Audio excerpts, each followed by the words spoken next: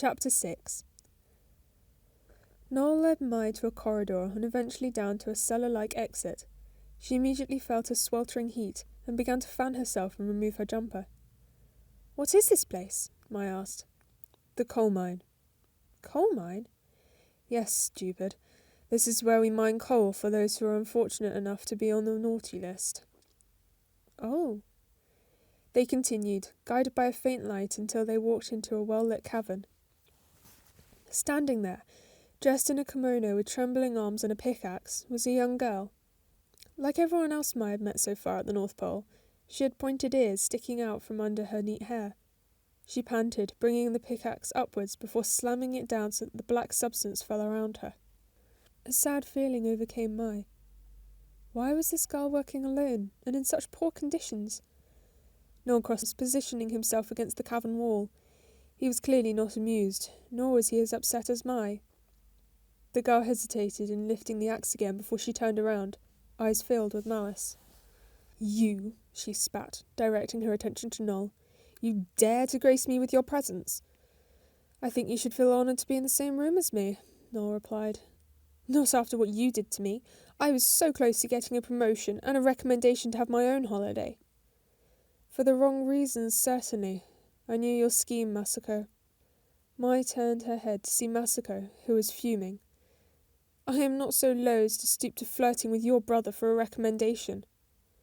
Noel remained impassive as he spoke next. "Even if that may be true, your reasoning for owning a holiday is clearly for the wrong reason.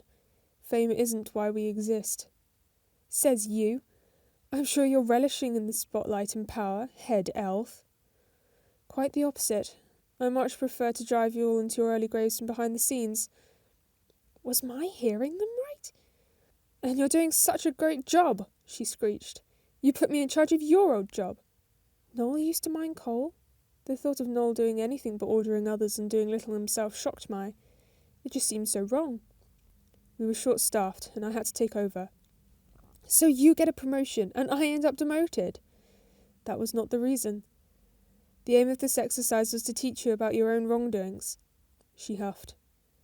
"Why don't you leave and take your new assistant elf out of here?" Mai squirmed under her intense gaze. "You're obviously upset with me, and just as it may be. Come along, Mai." "No." Noel turned to Mai with a raised eyebrow. "From what I hear, you're just a big jerk who didn't want to do the work yourself. How dare you put her through that? How is this supposed to teach her anything?" Masako's eyes widened. "You're a horrible Santa. You treat the people who work for you like rubbish. They're right.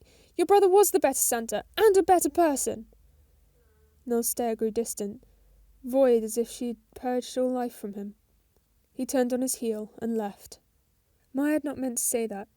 Yes, it was something that everyone had brought up, but it was obviously a sore subject, so it felt wrong for her to join in. She didn't even know his brother. "Thank you," Masako spoke, putting her hand on my shoulder. "Don't mention it." "You can call me Masako." Mai nodded, and Masako's expression grew tense. "But you're wrong." "Huh?" "He was right about me. From the moment I got here, I always wanted to have my own holiday. To be the Easter Bunny or the Tooth Fairy or some other deified holiday around the world. I wanted to be recognised for bringing that happiness. Everyone loves the face of a holiday." Mai listened as Masako continued. "So they would love me." "He's right. I have not been focusing on what really matters about a holiday. Making children happy. I was so caught up with them loving me that I forgot to love them too."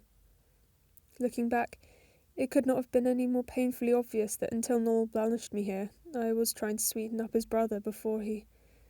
She swallowed and looked away. "When I started mining coal, I realised that a child, presumably bad, was going to get this lump of coal and hate me. And he hates me because he was naughty. But what made him so bad? I don't know. What gets someone on the naughty list? Maybe he was bullying another kid?" Mai suggested. "Perhaps. But what if that kid's not always bad? How many bullies only bully because someone is hurting them too? I don't know what the calculations are to determine that, but when I think about the children who get coal for Christmas, I feel really sad. They're just kids. They don't always know any better."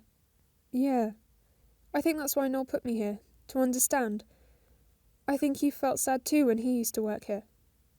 Why did he work here? Didn't he say?